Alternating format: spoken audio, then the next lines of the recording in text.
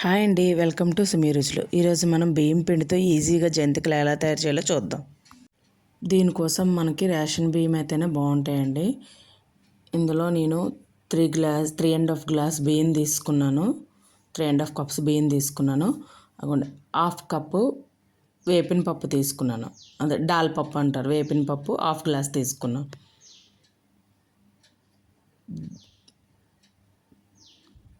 దీన్ని మనం మెత్తగా మిల్లి పట్టించుకోవాలండి. మెత్తగా పిండి చేసుకోవాలి. ఆ పిండిని కలుపుకోవడానికి గోరువెచ్చని నీళ్ళు వాడుకోవాలండి. దానికోసం నేను గోరువెచ్చని నీళ్ళు పెట్టుకున్నాను. ఈలోపు మిక్సీ జార్లో ఒక పచ్చిమిరపకాయలు కొన్ని మీ కారంకి తగ్గట్టుగా, నేను కారం కూడా వేసుకుంటాను, అందుకే పచ్చిమిర్చి తక్కువగా, వెల్లుల్లిపాయలు, హాఫ్ స్పూన్ జీలకర్ర వేసుకోవాలి. మిక్సీ కొట్టుకోవాలండి. ఈ విధంగా మిక్సీ పెట్టుకోవాలండి.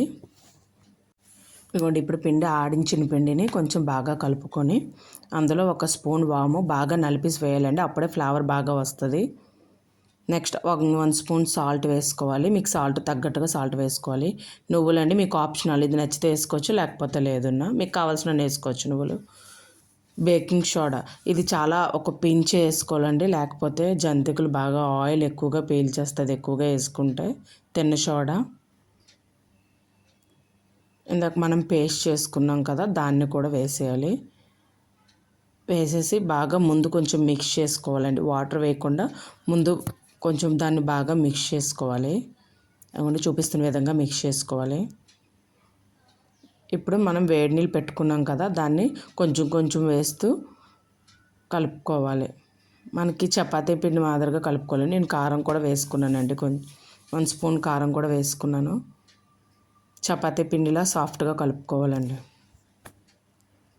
ఇప్పుడు కూడా చూపిస్తున్న విధంగా జంతికలు గొట్టంలో వేసుకొని, నేను గరిటె పైన వేసుకుంటున్నానండి. మీకు నచ్చితే మీరు ప్లేట్లో వేసుకోవచ్చు, లేకపోతే పాలిథిన్ కవర్ మీద వేసుకోవచ్చు.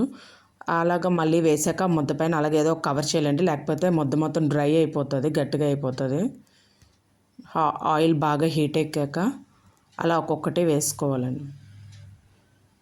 బాగా హీట్ ఎక్కాక జంతికలు వేసాక మీడియం ఫ్లేమ్లో పెట్టుకోవాలి. మీడియం ఫ్లేమ్లో పెట్టుకొని మాత్రం వేయించుకోవాలి.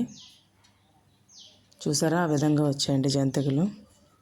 టేస్ట్ అయితే చాలా బాగా వచ్చాయండి, క్రిస్పీగా ఆయిల్ పేల్చకుండా బాగా వచ్చాయి.